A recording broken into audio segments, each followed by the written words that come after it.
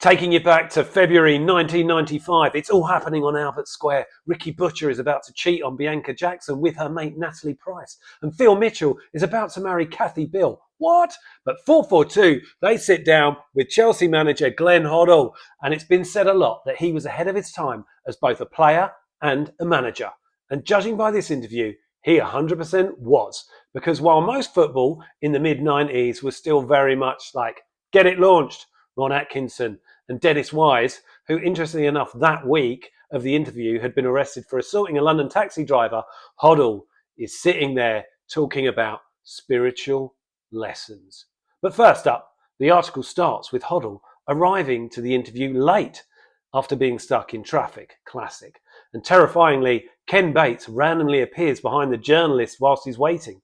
He puts a hand on his shoulder and asks what he is doing there, which is a very intimidating start to a football interview.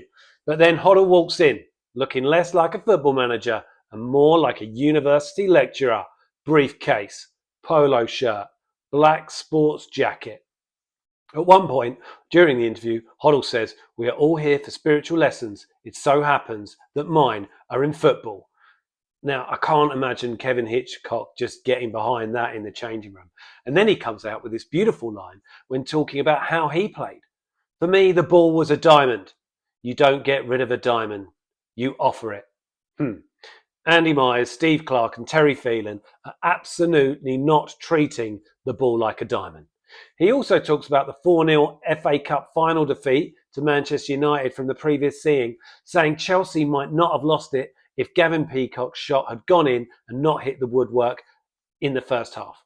Unfortunately for Hoddle, the higher powers were unavailable to help that day, and they did lose 4-0.